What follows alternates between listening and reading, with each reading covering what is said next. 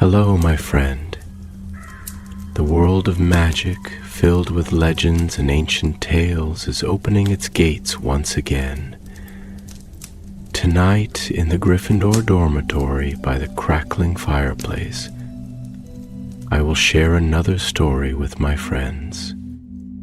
Join us, for the magic is about to come alive.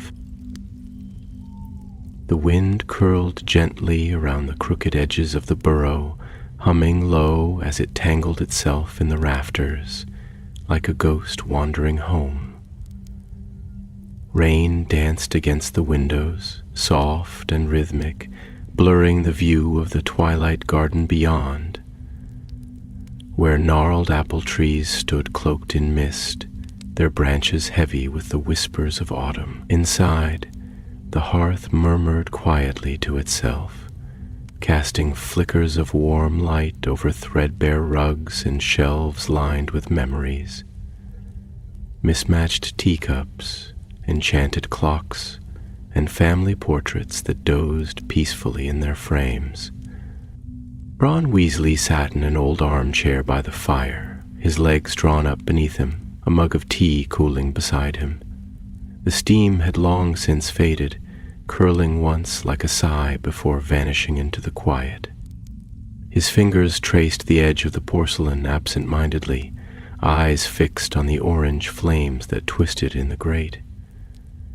There was something in his silence, not quite sorrow, not quite stillness, but the shape of a thought that had yet to settle. It had been 3 years since the end, since the ruins of Hogwarts stood in defiant triumph, and Harry, Hermione, and he had emerged from fire and shadow as victors. The world had healed, or at least pretended to. Hermione had thrown herself into the ministry with her usual brilliance, unraveling ancient laws with the same ferocity she once used to master spells. Harry, well, Harry was still Harry. Brave, steady, somehow both ordinary and legendary. And Ron had spent those 3 years quietly, trying to understand the shape of the world when it no longer needed saving.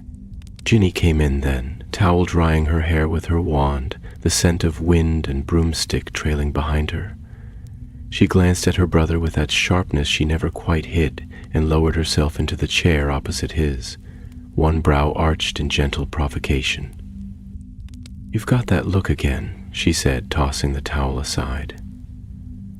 "The one where you're thinking something very deep and meaningful, but look like you've swallowed a bad chocolate frog." Ron snorted faintly, but didn't rise to the bait. His gaze dropped to the fire. "Just thinking," he murmured. "About what?" she asked, not unkindly. He hesitated, fingers stilling on the mug. "Family," he said finally. "And Hermione." Ginny leaned forward slightly, the firelight catching the copper in her hair. "Did something happen?" Ron shook his head. "No, not exactly. I was helping her with some old records at the ministry last week, sorting through forgotten things, dusty names, lost history. And I found something strange. A name, Gideon Weasley." Ginny blinked. "You mean Uncle Gideon, Mum's brother?" "No, this one's older, much older.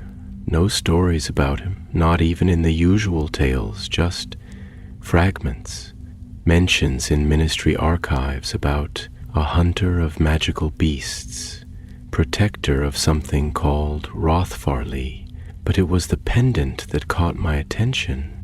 "What pendant?" Ron leaned forward now, voice low, as if the room might overhear.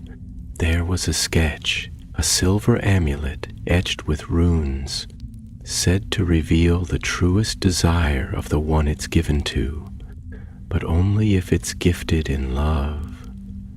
Ginny stared. "Sounds a bit like one of those fairy tale artifacts Mum used to read to us." "That's what I thought too, until I found it. The room stilled. Ron reached into his robe pocket and pulled out a small velvet pouch, worn and nearly forgotten. He opened it carefully, reverently. Inside lay a pendant, oval and ancient, its silver surface etched with tiny runes that shimmered faintly even in the dim firelight. Ginny leaned in. "It looks warm." "It is," Ron whispered. "Feels like it remembers, like it wants to be held." For a moment, neither of them spoke. The fire crackled gently, casting shadows that flickered across the floor. "So why haven't you given it to her?" Ginny asked, softer now. Ron's shoulders tensed. "Because what if she sees something I'm not ready for? What if the truest desire in her heart isn't me?" Ginny was quiet. When she finally spoke, her voice was quiet but certain. "You'll never know what she sees unless you trust her enough to look." But trust was a strange thing, simple in theory, tangled in practice. And so, Ron waited. Not out of fear, but because the weight of that truth felt like a spell not yet spoken.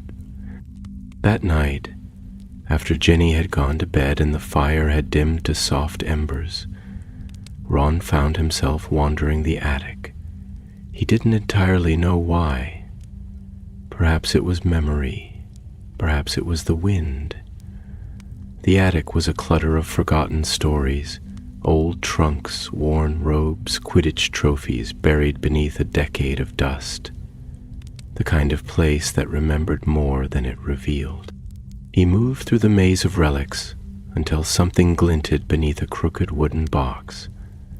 He knelt, brushed away a shawl, and found it. A folded parchment, faded and delicate.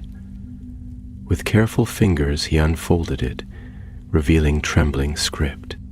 "To the one who carries my name, this pendant was forged not as a weapon but as a mirror. Give it only in love.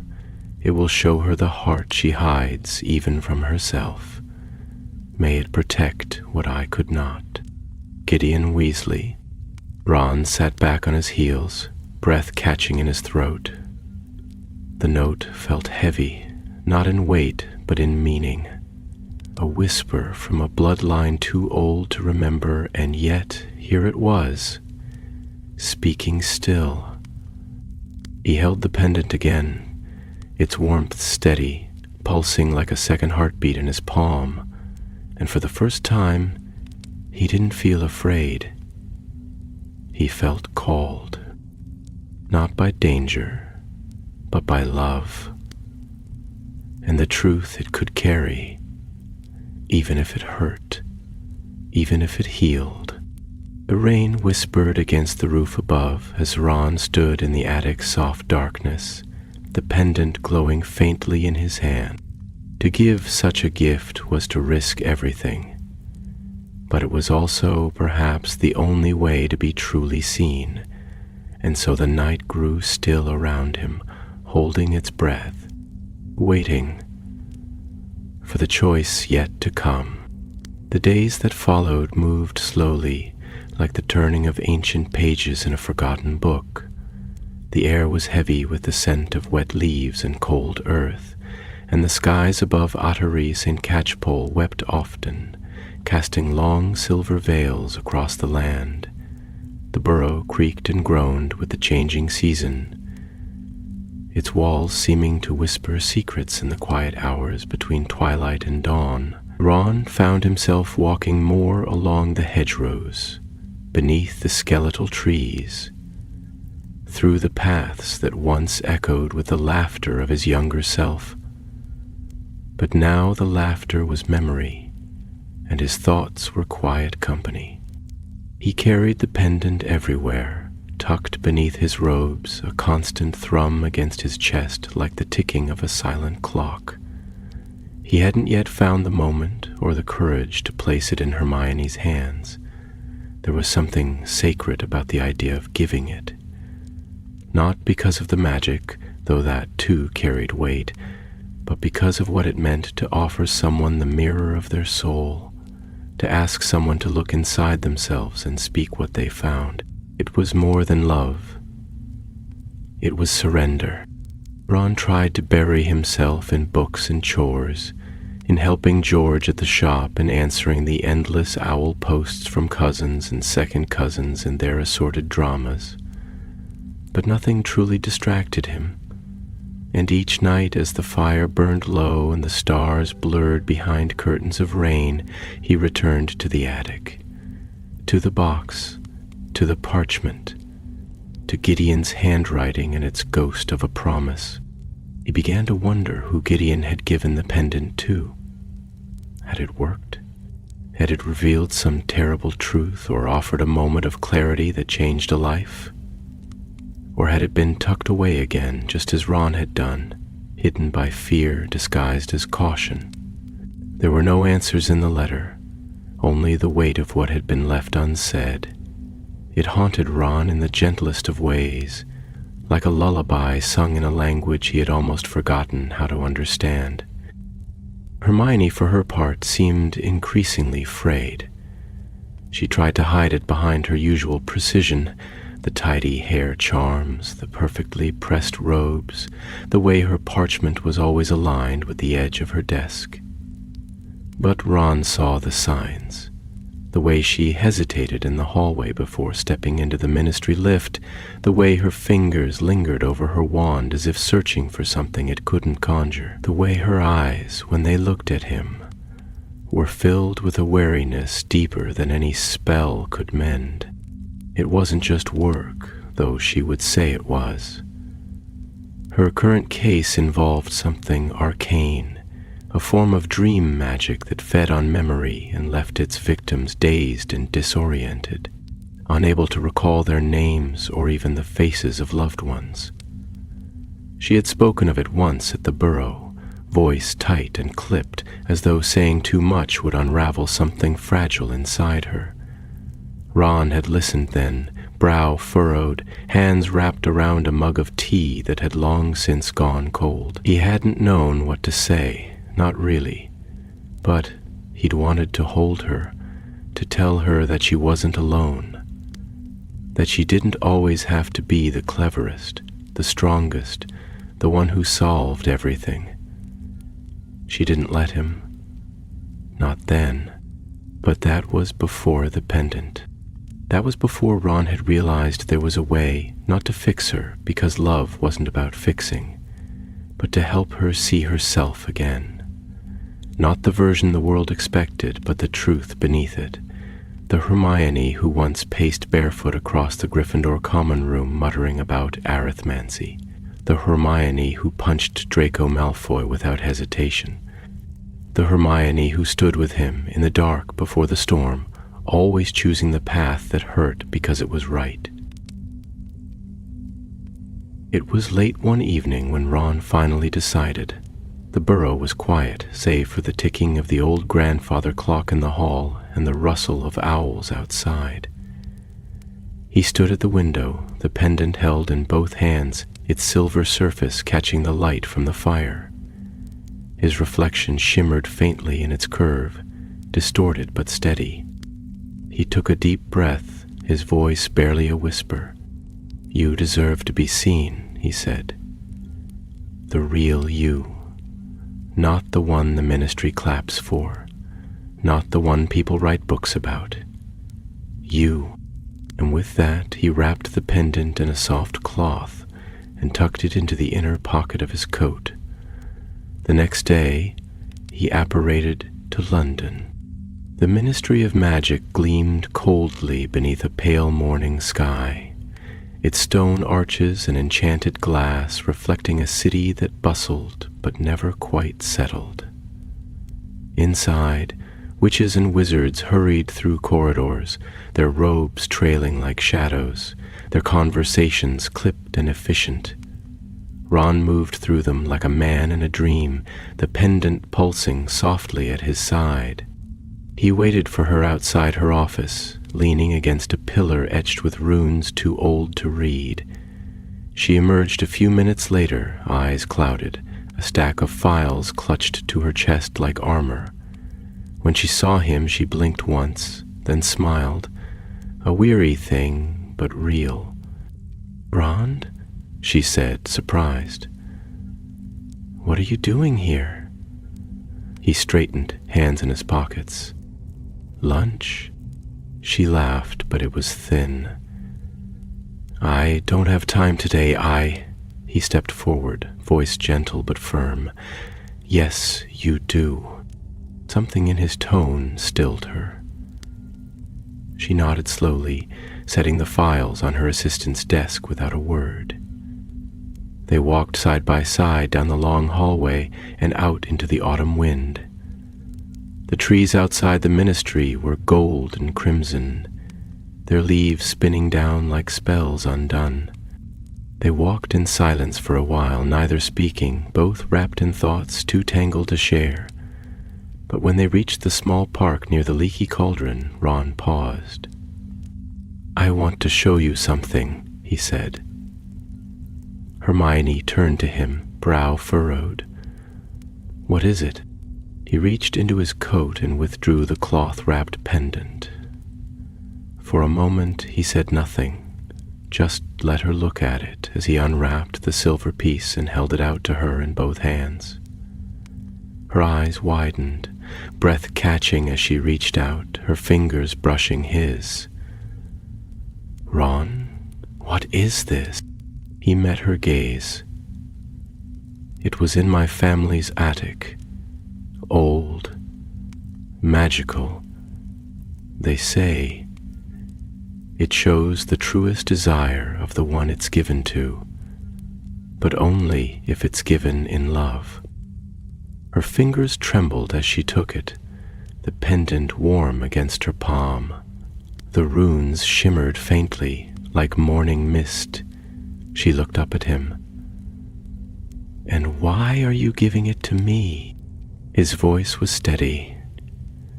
"Because I love you, and I want you to know what's still inside you, what's never been lost." For a heartbeat, the world held its breath, and the pendant pulsed. The moments stretched between them like a silver thread suspended in stillness, delicate and fragile and impossibly bright. Hermione stood motionless, the pendant resting in the cup of her hand, its runes glowing with a quiet light that seemed to breathe in tandem with her. Around them, the world continued as though from far away, the rustle of leaves in the wind, the distant clatter of carts in Diagon Alley, the gentle creak of wrought iron benches beside the park's stone path.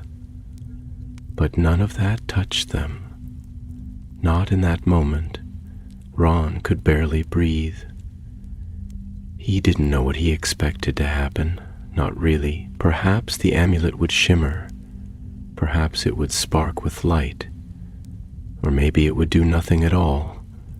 Just rest there. Another relic of the past too faded to serve its purpose. But what happened was far quieter, far deeper. The glow of the pendant began to deepen, and Hermione's eyes grew distant, unfocused, as if the world around her had dimmed and she was staring not outward but inward. The silver runes pulsed softly, each throb a rhythm in sync with her heart. Ron reached forward instinctively, one hand brushing her shoulder, grounding her in the physical space, unsure if she was falling or rising into something only she could see. And then something shifted in the air around her, subtle, like a hush that passes through a forest before snowfall. The light of the pendant spilled out, not in beams or flashes, but in a gentle aura that shimmered like moonlight upon water. Hermione's lips parted slightly, but no words came at first. Her breath caught, and for a long, trembling moment she seemed to fold into herself, as though some part of her had cracked open under the pressure of the vision. Ron held still, watching, his own breath shallow, afraid to interrupt whatever it was the magic had shown her. And then her eyes, wide and shining with unshed tears, slowly turned to him, and in them was a tenderness that pierced him more deeply than any wand ever could. "I saw," she whispered, her voice raw, filled with awe and something deeper. Grief and wonder intertwined, like vines grown together over time. "Ron, I saw us." The words were simple, but they carried a weight that echoed through him like the toll of a bell. He didn't move. He simply listened, the warmth of her voice drawing him forward into the truth she now carried. We were in a cottage, small, old, near the edge of a forest. It smelled of pine and hearth smoke and winter. You were there, laughing. There was a child on your shoulders, a girl, with your hair but my eyes. She was giggling, pulling at your ears, and you were pretending to be a dragon. I was watching from the doorway, holding a book I wasn't reading. She closed her eyes, the memory of it, if memory it was, washing over her again, and I was happy. So deeply happy that it hurt, not because of anything grand, not because of recognition or achievement or any of the things I've spent years chasing, but because it was quiet, and it was full, and it was you. Ron stood frozen in place, the words crashing over him like waves on a forgotten shore. It was everything he'd never had the courage to hope for. Not just love, not just her, but the small tender life behind the veil of ambition and battle-scarred years. A life they could build together, away from the noise of the world. Hermione looked at the pendant again, as if it had gifted her something too sacred to fully comprehend. "It didn't show me something I didn't want," she said softly. "It showed me what I've buried, beneath work, beneath worry, beneath the fear that I would lose myself if I stopped, trying so hard to be everything to everyone." Ron finally found his voice, rough but steady. "You don't have to be everything, Hermione. You've always been enough. More than enough." She looked at him then, really looked at him, and there was no distance in her gaze anymore, no walls, no defenses, just a deep and resonant stillness, the kind born only of truth long withheld and finally shared. She stepped forward, the pendant still glowing between them, and placed a hand gently against his chest. "You gave me this," she whispered, "but you've always given me more than you know." Ron reached up, covering her hand with his, and for a moment they stood in the silence of that unspoken covenant. Two souls finding their way back to one another, not through fireworks or declarations, but through quiet recognition. A promise not made in words, but in presence, in the willingness to see and to be seen. The clouds above them shifted, and a shaft of sunlight broke through, touching Hermione's hair with a golden sheen. The pendant, as if satisfied, dimmed its light slowly, the runes fading until only silver remained. Hermione looked down at it, then back at Ron, and something unspoken passed between them. Not everything would be easy. There would be days of fear, of doubt, of long hours and distant evenings, but now they carried something more. A vision shared, a future glimpsed, and the knowledge that no matter what, they were walking toward it together. "Come on," she said at last, her voice lighter now, tinged with a smile that reached her eyes. "Let's go somewhere quieter. I want to talk. Really talk." Ron nodded, the tightness in his chest loosening. "There's a place," he said, offering her his hand. "Not far. Has good tea and better silence." She took his hand without hesitation, placing her fingers through his. The pendant, now resting against her chest, shimmered faintly in the sunlight as they turned away from the bustling street and walked down a narrow cobbled path that led into the quiet. Behind them, the city continued as it always had, indifferent and loud, but ahead, beyond the noise, beyond the blur of duty and expectation, something softer waited. Not a destiny forged in battle or a tale carved in legend, just a life, just love. And sometimes, that was the rarest magic of all. The small tea shop Ron had in mind sat quietly on the edge of a tucked-away alley in Diagon Alley's older quarter, where the cobblestones were uneven and the street lamps flickered with a charm so old it felt like the breath of stars. The sign above the door creaked faintly in the breeze, carved with the name Thistledown and Thimble, a place so easily missed that it never bustled, never boasted queues, and never appeared on tourist lists or wizarding guides. It was a place of hush and comfort, where time seemed to slow just enough to allow breath to be drawn all the way in and let out in peace. The moment Hermione stepped inside, the air embraced her with a warmth that reminded her of buried winters and childhood libraries, a faint scent of clove and plum, and something deeper, something like home. They sat in a corner booth near a frosted window where the world beyond blurred into a watercolor wash of rain and lamplight. The table was carved from ancient oak, its surface worn smooth by decades of quiet conversation and the soft clatter of teacups.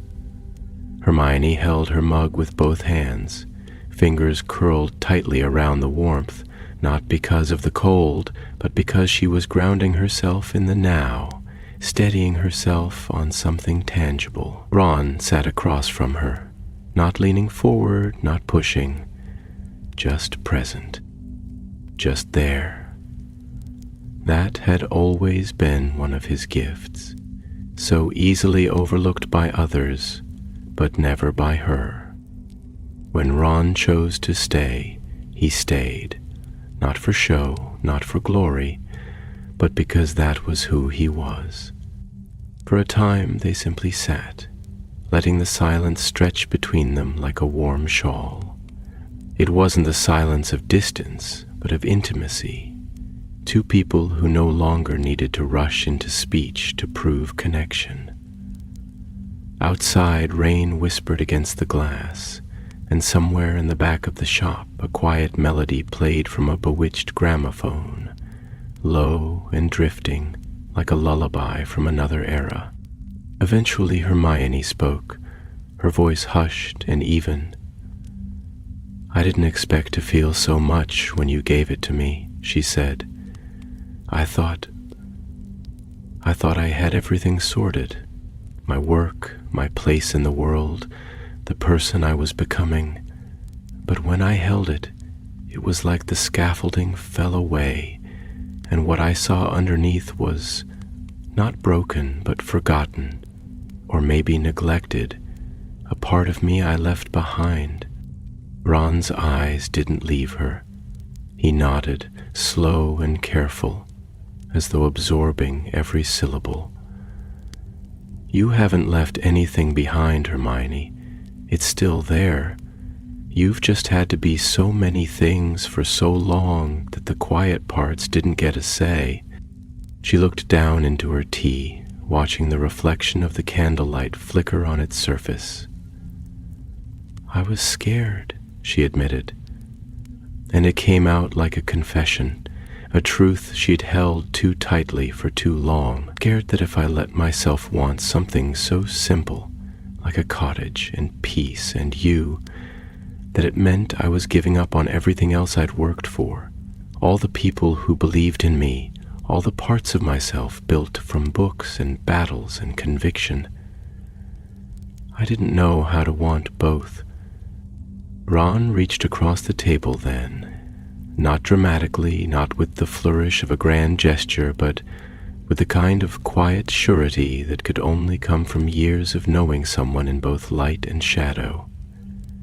His fingers curled gently around hers, anchoring her, not pulling her. "You don't have to choose," he said. "You've never been one thing. You're all of it. The warrior and the dreamer, the fire and the quiet, and I love all of it. I always have." She looked up at him then, tears glimmering at the edges of her eyes, though they didn't fall. There was something else there, too, something luminous and unguarded. The look of someone being seen, not for what she could do or what she had accomplished, but for who she truly was beneath all of it. The Hermione who believed in justice and kindness, who feared failure but stood anyway, who needed rest just as much as she needed purpose. "I've missed this," she whispered, her voice trembling with softness. "I didn't realize how much I missed us. Not just being in love, but the quiet, gentle things that come with being known." Ron smiled then, not wide or playful, but deep, the kind of smile that grew from the soul and settled into the lines around the eyes. "Then come back," he said, not as a demand, but as an offering. "Come back to us, to the part of life that doesn't need to be loud or legendary to matter." The pendant, still tucked beneath Hermione's robes, pulsed once more against her chest, so faint it might have been imagined, but she felt it, a reminder that the vision it had shown her wasn't a trick or an illusion. It was possibility, a seed of a life not yet lived, waiting to be nurtured by choice. They stayed in the tea house until the rain passed, and the world beyond the window shifted into the gentle blue of early evening. When they stepped outside again, their hands were still entwined, and the wind that met them was crisp but no longer sharp. It smelled of damp stone and chimney smoke, of the changing season and the promise of a slower pace. And for the first time in what felt like months, Hermione didn't check the time. She didn't mentally catalog the tasks waiting for her back at the ministry, or count the letters she had yet to respond to. She simply walked, with Ron beside her, his presence a steady warmth in the cooling air. As they passed through the archway that marked the boundary of the alley, Hermione paused and turned to him. "Can I keep it?" she asked, her hand brushing the pendant at her collar. He nodded, expression soft. "It was never meant to be mine, just to find its way to where it belonged." She reached up, touching the metal lightly as though drawing strength from it. "Then I'll wear it, not because I need it to remind me, but because I want to remember." Ron leaned down then, just enough to press a kiss to her temple. It wasn't a kiss of passion or urgency. It was something older, steadier, the kind of kiss that comes after years of friendship, of hardship, of quiet longing finally made real. The sky above them dimmed, stars beginning to prick the velvet canvas with silver light, and together they walked on. Not toward a destiny carved in stone, but toward the future that had quietly waited for them beneath the noise of the world. a future made not of victories, but of moments. And it had already begun. It was a week later when Hermione returned to the burrow, and the sky above seemed to hold its breath, as though the world itself was waiting to see what would unfold in the quiet aftermath of that long-awaited conversation. The fields beyond the garden were turning the shade of rust and old gold, leaves gathering in the corners like whispered secrets. Smoke curled lazily from the chimney, and the scent of cinnamon and baking apples drifted from the kitchen windows, as though time, for a while, had agreed to soften its edges and settle into something gentle. Inside, the air was thick with warmth and memory, the creak of old wood, the clatter of mismatched plates, the soft murmur of Molly Weasley humming to herself as she stirred something over the stove. Hermione stepped into that world like a returning echo, not tentative but reverent, as though crossing a threshold into a place not just of comfort but of knowing. Her coat was damp from the rain that had trailed her most of the journey, and her boots carried the scent of wet earth, but her presence carried something far deeper, a stillness newly born, not from quietude alone, but from resolution. She found Ron in the orchard behind the house, under the gnarled apple trees that bowed with age and fruit, where the grass grew tall and the world spoke in rustling branches and birdsong. He was sitting against the old bench, wand in one hand, idly carving circles into the air, the kind of magic that didn't do anything except prove that it still lived in the fingertips, waiting, faithful. He looked up as she approached, and something in his expression shifted. Not surprise, not even expectation, but welcome, like someone who had left the door unlocked and the hearth burning just in case. Hermione didn't speak immediately. She simply crossed the distance between them, knelt before him in the grass, and leaned into his chest, her arms sliding around his waist, as if they'd never forgotten how. Ron let out a slow breath, his arms folding around her without question, and for a time they said nothing at all. There was no need. Not here. Not. "I keep thinking," she said after a long while, her voice low, her words carrying the weight of many days distilled into one thought, about that cottage. Ron nodded against her hair. "The one the pendant showed you." She pulled back slightly, just enough to meet his eyes. "Yes, but more than that. I keep thinking about what it felt like. Not just the joy of it, but the rightness.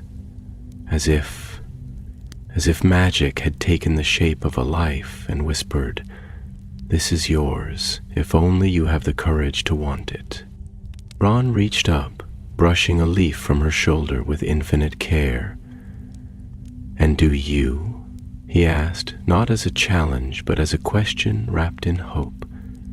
"Do you want it?" Hermione smiled then, a slow and luminous thing that started in her eyes and warmed the air between them. "I think I always did," she whispered. "But now, I'm ready to choose it. Not someday." They sat together until the wind changed, and the sky broke open above them in slow, golden pieces, spilling light like honey through the branches. It painted the orchard in soft amber and wrapped around Hermione like a blessing. And Ron, watching her, felt something shift deep within him, an ache he hadn't realized he'd been carrying, finally laying down its arms. Because in that moment, he saw not just the woman he had loved for so long, but the life that stretched out before them like a path warmed by light, a story not yet written but already known. That evening, in the flickering hush of the Burrow's kitchen, Hermione spoke with Molly and Arthur. There was no grand announcement, no dramatic declaration, just a quiet conversation over steaming tea and apple tart, where words were exchanged like threads in a tapestry, weaving something sacred and enduring. She spoke of needing to step back from her ministry post, not out of weakness, but to reclaim something gentler, herself. Arthur nodded, eyes glinting behind his spectacles, while Molly reached across the table to hold her hand with the kind of love only a mother, real or chosen, could offer.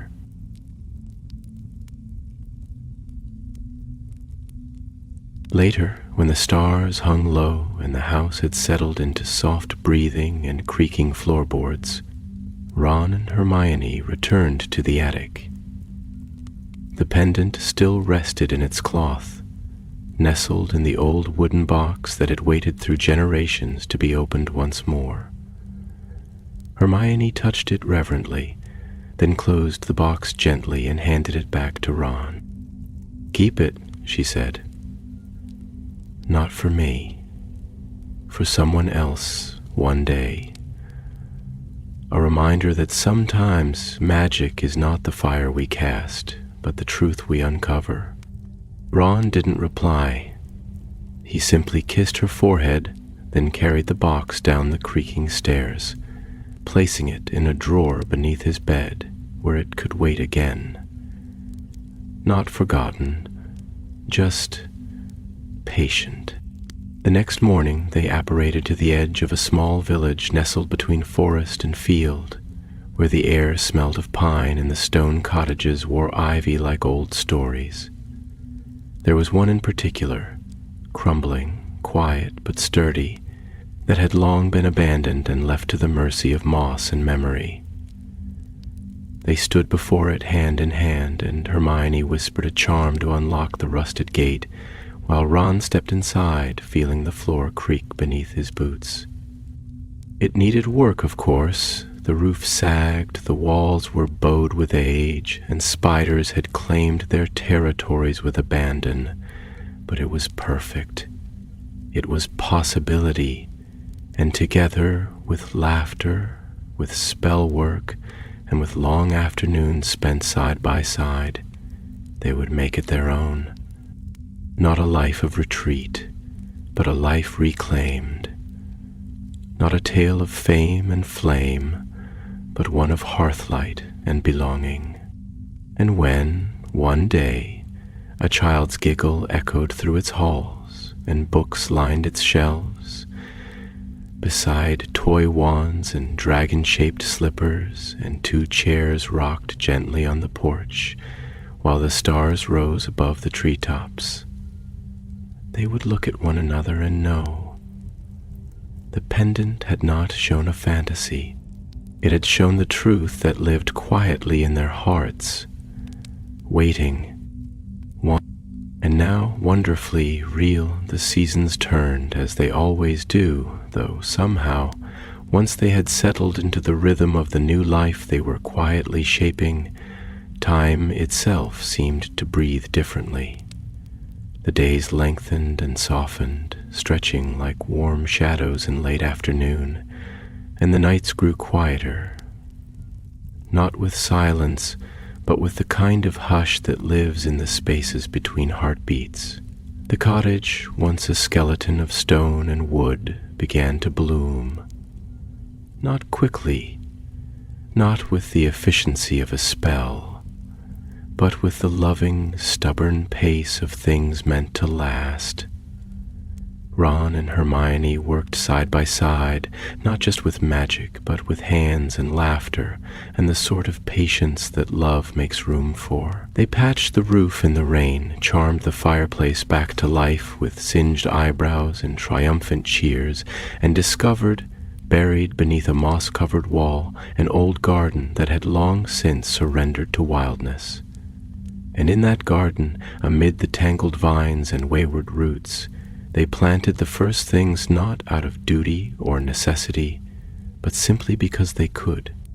It was during one of those long, golden afternoons in the garden, when the air was thick with the scent of lavender and the buzzing of bees, that Ron paused beside the weathered stone path, watching Hermione kneel in the soil, her sleeves rolled up. earth smudged across her cheek like war paint from some ancient gentle battle.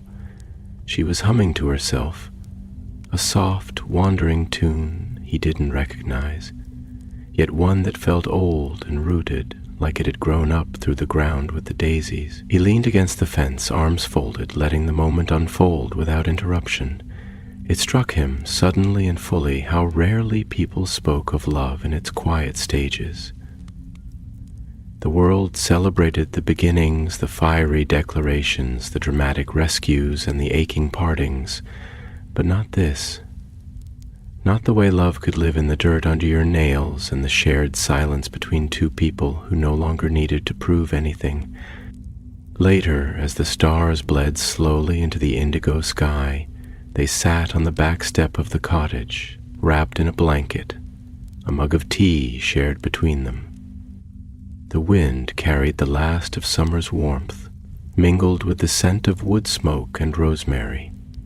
Hermione rested her head on Ron's shoulder, her voice thoughtful, almost sleepy. "Do you ever think," she murmured, "about how easily we might have missed this? If you hadn't found that pendant, if you hadn't chosen to bring it to me." Ron considered that for a long moment. "All the time?" he said. "But I also think maybe this was always waiting for us. Maybe it just needed the right moment to rise." Hermione smiled, the kind of smile that doesn't need to be seen to be felt. "Then thank you," she whispered. "Not just for the pendant, for everything. For waiting, for seeing me, even when I couldn't see myself." Ron didn't answer with words. He simply kissed her temple, let the silence hold them, and watched as a shooting star trailed across the sky, like a promise written in silver ink. There were no prophecies left to fulfill, no battles to win. Just the steady work of tending to a life built with intention.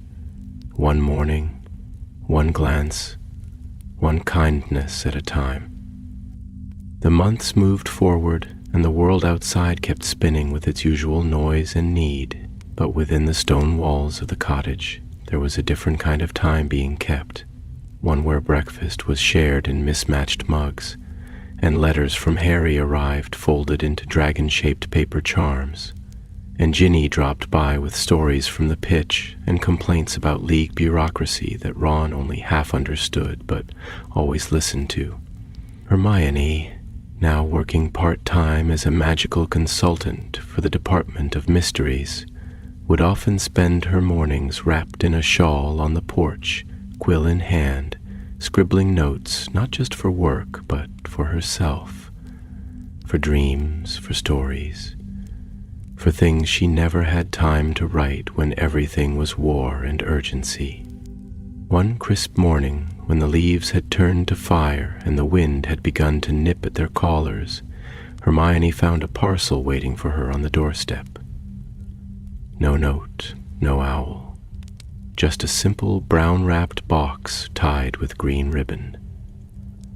Inside, nestled in soft cloth, was a collection of weathered journals, their pages fragile and ink-stained, their spines embossed with a familiar name, Gideon Weasley. She brought them inside with trembling hands, heart thudding not with fear but with the peculiar awe of history unfolding in one's own living room. Ron returned from the market to find her at the kitchen table, the journals spread before her like a map of forgotten years. He paused in the doorway, watching as she read, her eyes moving swiftly, her fingers tracing faded margins where notes had been scribbled in haste and emotion. She looked up, her expression luminous with discovery. "These aren't just records," she said. "They're stories. Full accounts of creatures, of spells, of lives touched by magic in ways we don't teach anymore. And here, look at this." She pointed to a passage where Gideon described a moment of great doubt, of loneliness, when he questioned whether his gifts had meaning beyond battle. "He was like you," she said softly, "kind, brave, always standing beside the ones who led but never really seeing his own worth." Ron stepped closer, pulling a chair beside her, letting her read the words aloud as the fire crackled behind them. The pendant, long since placed on a hook near the hearth, shimmered faintly in the candlelight, as though it too remembered. And in that small, flickering space, they were no longer alone. The past had found its voice again, not in fanfare or fear, but in the gentle recovery of forgotten truth. And as night deepened around them, and the cottage breathed with the quiet of enduring love, Ron and Hermione sat with the stories of those who came before them, finding in their words not only echoes of their own journey, but the courage to continue it. Together, the first snow fell like a secret, quietly and without ceremony, dusting the cottage rooftop with a soft hush that blurred the lines between sky and earth. It came in the deep hours before dawn, when even the owls had grown silent and the last embers in the hearth had given themselves over to ash. When Ron awoke, the world beyond the window had transformed into something sacred and still. The familiar shapes of trees and garden walls were softened into gentle silhouettes, wrapped in white as though the world itself had drawn a thick quilt over its shoulders and settled into memory. He lay there for a long time, listening to the muffled quiet that only snowfall can bring. Hermione's breathing slow and even beside him, her curls splayed across the pillow like the pages of an open book. He didn't wake her.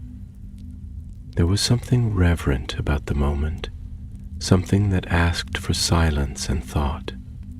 He moved through the house like a shadow, kindling the fire with a flick of his wand, the flames crackling to life with a golden yawn. He made tea without thinking, hands moving from habit, the scent of peppermint rising into the air like a spell for warmth. He carried 2 mugs to the window and sat there alone, watching the snow as it continued to fall in drifting spirals, each flake a little miracle of impermanence. There was a kind of magic in it that had nothing to do with wands or charms, just the quiet magic of existing, of witnessing the world as it turned toward winter with grace instead of resistance. When Hermione finally stirred, wrapped in the thick cardigan she'd adopted as her robe, she joined him by the window without a word. He passed her a mug, and they sat together in the stillness, not to talk, but to simply be.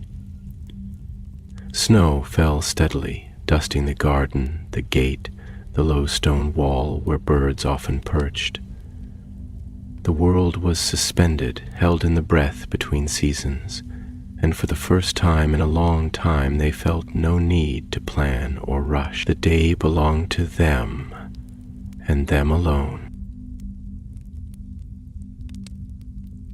Eventually they ventured outside, bundled in scarves and laughter, their boots crunching into the untouched snow as they wandered through the orchard.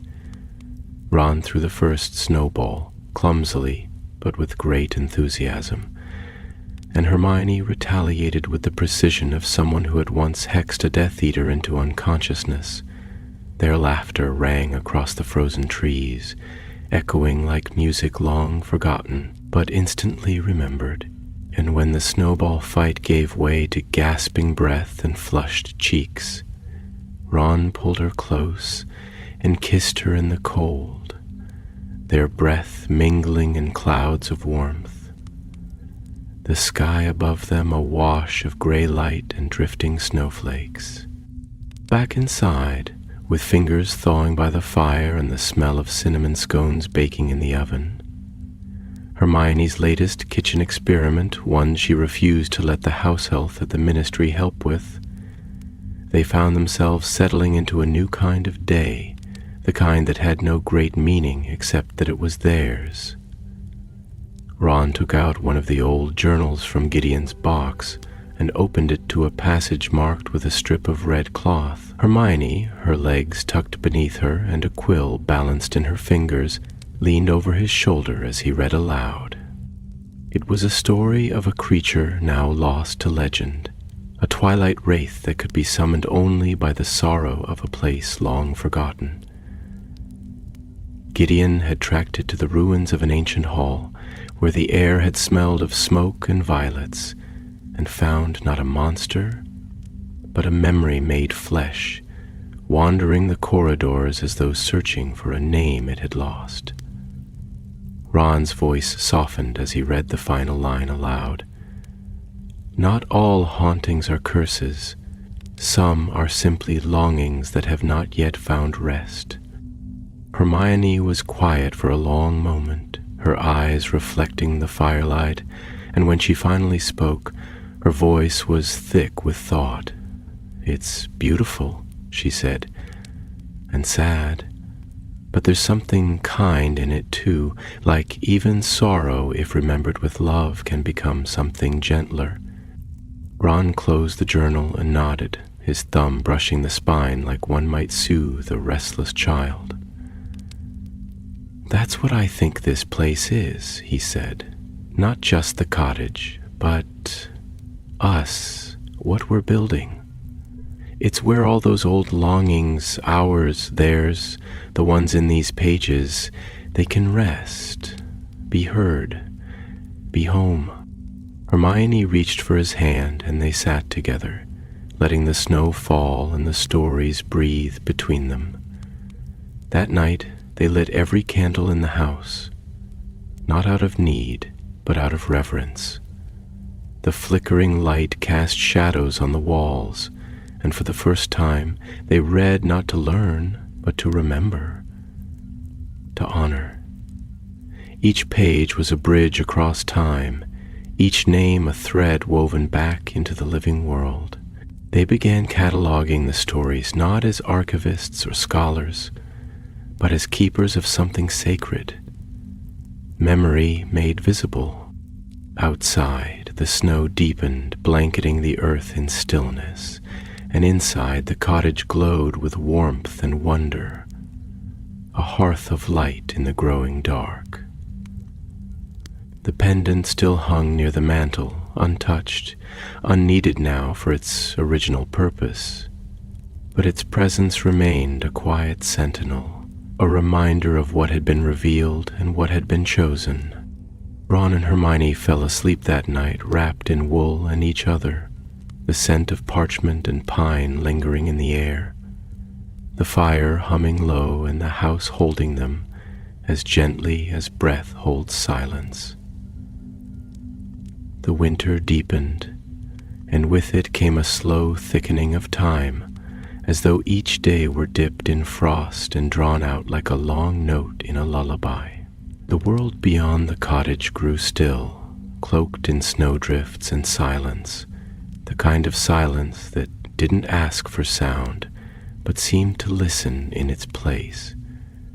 Trees stood cloaked in white, their branches etched in ice, bending ever so slightly toward the ground, as if in prayer.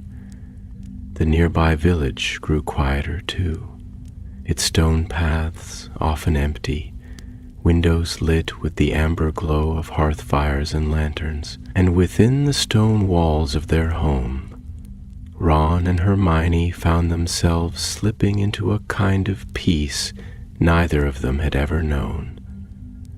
Not because there was nothing left to do, but because, for the first time in years, there was no need to hurry.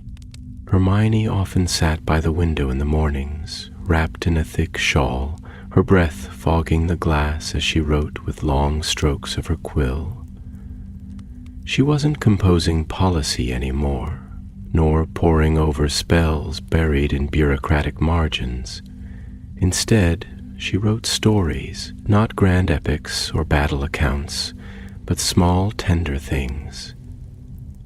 tales of witches who taught wildflowers to sing in spring, of children who tamed thunder with lullabies, of forgotten familiars who waited patiently beneath ancient trees for their wizards to return. She didn't always share them, not even with Ron, but he would find her sometimes, tears gently rolling down her cheek, not of sadness, but of release. And he would say nothing, only kiss her hair and let her lean into him as her breath found its rhythm again. Ron, for his part, spent his days fixing things, not just the cottage, though there was always something to mend, but small things, quiet things.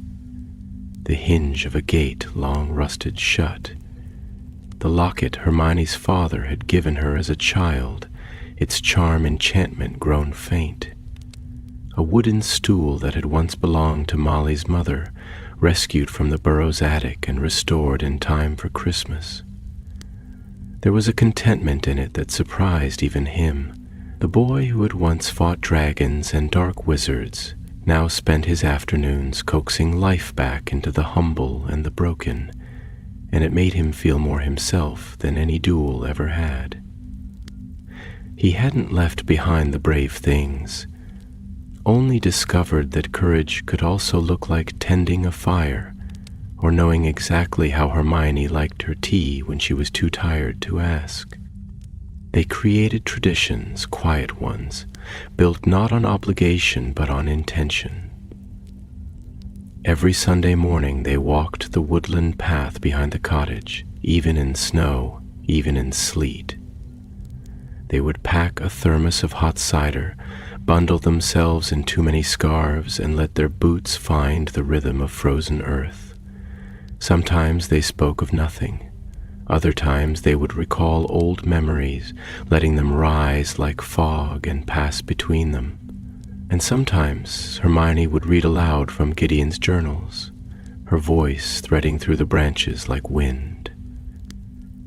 They came to know the stories by heart, of the creatures Gideon loved and feared, of the spells he cast and the ones he dared not, of the people he mourned and the mysteries he chased.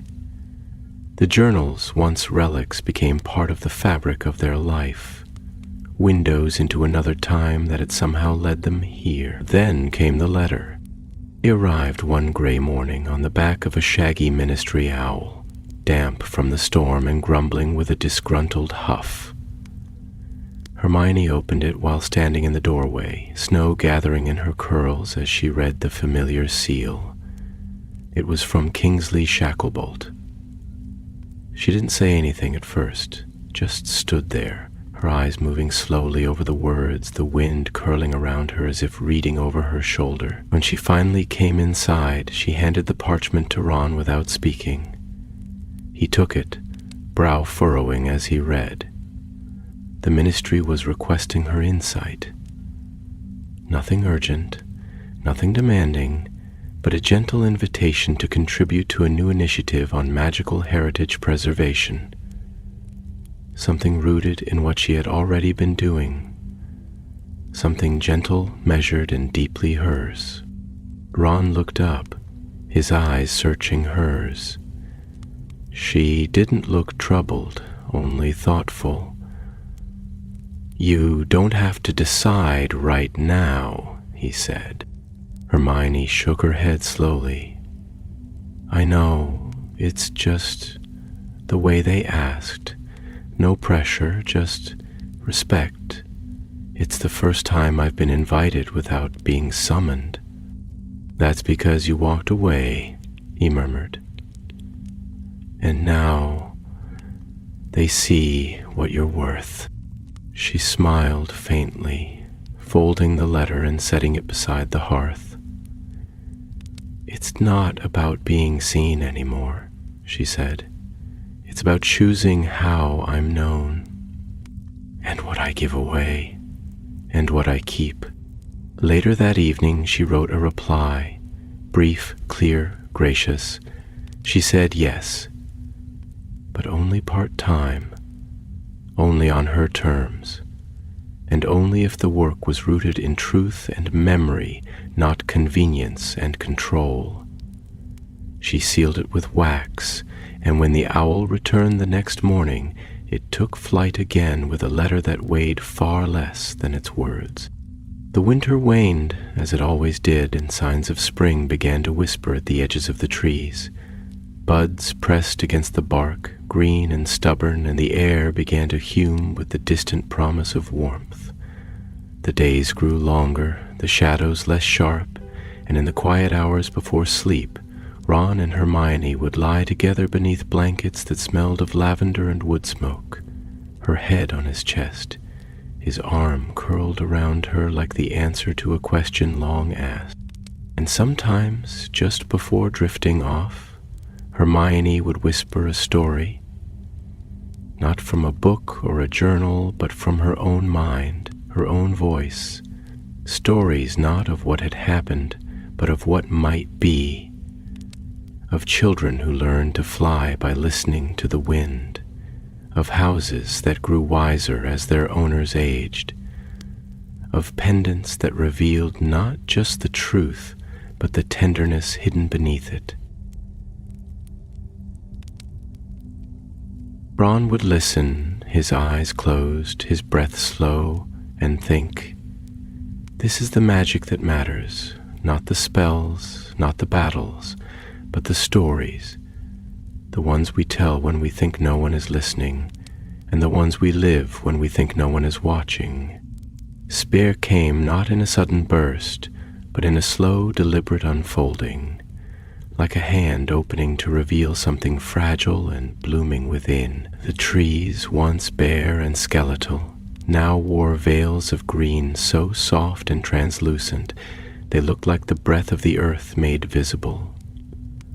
The fields, once blanketed in white, rippled now with wildflowers and young grass, and the sky itself seemed higher, broader, its blue no longer edged with steel but washed with the colors of new beginnings. In the orchard behind the cottage, the apple trees stretched upward with a kind of sleepy joy, buds opening in blushing pinks, their fragrance drifting through the air like a song half remembered. The world was waking, and so were they, not from sleep, but from the long inward turning that winter had asked of them. Hermione had begun to smile more easily again, not the quick, polite smiles of professional obligation, but the kind that lived in the corners of the eyes and stayed long after the lips had softened. She moved differently now, too, as though her body had shed a weight she hadn't noticed carrying. Her work with the ministry was slow and intentional, an owl here, a conversation there, each task chosen with care, not out of duty, but desire. And in the hours between, she returned to the journals, not to study or decipher, but to listen. Gideon's words had become a kind of anchor, a mirror, and a lantern. Through him, she found the threads of her own voice, not as an echo, but as an answer. Ron, too, had changed, though he wouldn't have named it that. His days were filled with small acts of care, repairing a neighbor's broomstick charm, helping an elderly witch restore a weathered herb garden that had lain fallow since her husband's passing, mending a broken music box for a child who thought magic could only live in things that sang. He never sought recognition for these things. He simply did them the way rain softens stone or roots find their way through soil, not loudly but inevitably. And in the evenings he would sit on the porch, with Hermione beside him, his hand resting lightly on her knee, watching the light change on the hills and feeling in the marrow of his bones that this was what it meant to have truly come home. One evening, just as the sun dipped behind the forest in a blaze of amber and violet, Ron returned from the village with a package under his arm, wrapped in plain brown paper and tied with a length of golden string. He handed it to Hermione without a word, his eyes bright with that particular mischief that always made her heart tilt sideways. She raised an eyebrow but said nothing, unwrapping the paper carefully. Inside was a book, not an old one, not magical or rare, but a fresh one, blank, its pages creamy and thick, its leather cover embossed with the initials HJMG in delicate looping script. She opened it slowly, her breath catching as she saw the inscription on the first page, written in Ron's unmistakable hand. For the stories you haven't told yet, for the quiet magic that only you can shape. Write them, live them. I'll be right here. Hermione closed the book with trembling fingers, her throat thick, tears pricking her eyes not from sorrow, but from the sudden rush of being so completely seen. She looked up at him, speechless, and Ron only shrugged, his ears turning faintly pink. "You always write about others," he said, his voice soft but sure. "I just thought, maybe now it's time you write yourself." She leaned forward then, kissed him with a fierceness that made the candle in the window flicker, and when they parted, there was a vow in her eyes, not spoken, not sworn, but as real as any magic they had ever known. She would write, not just for herself, but for the world they were building, and for the lives quietly intersecting it. She would write of the morning dew on the porch railing, of the way Ron made her laugh without trying, of the way the wind spoke to the old trees in their sleep. She would write of the past and its grief, of the future and its unfolding, and of the present, so achingly full of breath and light. In the weeks that followed, that book began to fill. Not in order, not all at once, but in pieces. Moments pressed like wildflowers between pages. A note about the way the light fell on the orchard in late afternoon. A half-finished paragraph about a memory from Hogwarts, now tinged with something warmer than nostalgia. A poem, scrawled in haste and corrected 10 times over, about love that arrives not with fireworks, but with tea and blankets and knowing. And Ron, true to his word, was always there. Not just physically, but in the way he brought her lunch without asking, in the way he listened without interrupting, in the way he never tried to fix her silence but held space for it, as though it too had something to teach them both. He found his own stories as well, not written in ink but in wood, in laughter, in the quiet rebuilding of things long abandoned, and in the spaces where their lives touched most tenderly. They discovered that love, once chosen with intention, becomes something more than feeling. It becomes presence, and presence becomes devotion, and devotion becomes the kind of truth that no war, no fame, no time can ever undo. One night, beneath a sky so thick with stars it seemed to hum with light, Hermione read aloud from the book for the first time. Just a page, a memory, a dream. Ron listened, his hand in hers, and when she finished he said only this: "That's the kind of magic I believe in."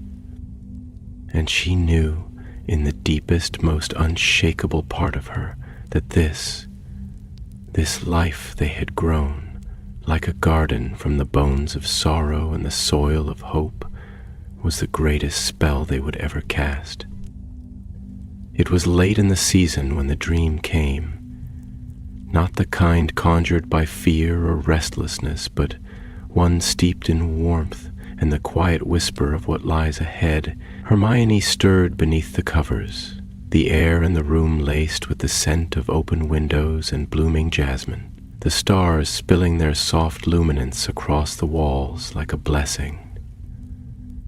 In the dream, she stood in the orchard, barefoot.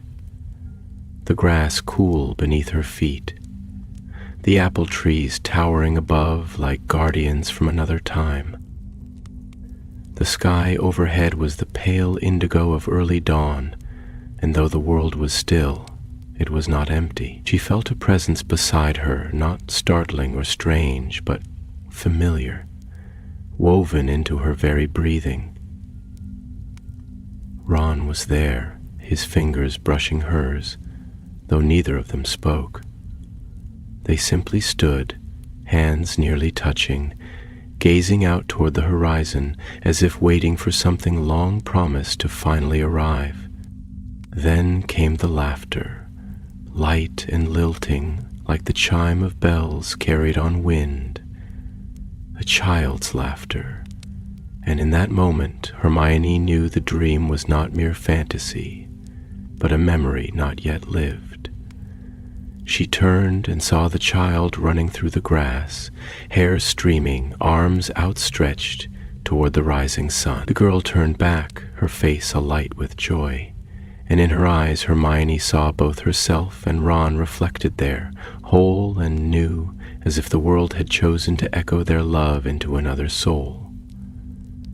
She awoke with tears on her cheeks and sunlight pouring through the window, not confused, not aching, but full in a way that made her reach for Ron's hand in the early morning quiet and hold it against her cheek until he stirred, mumbling her name like a charm woven into his breath.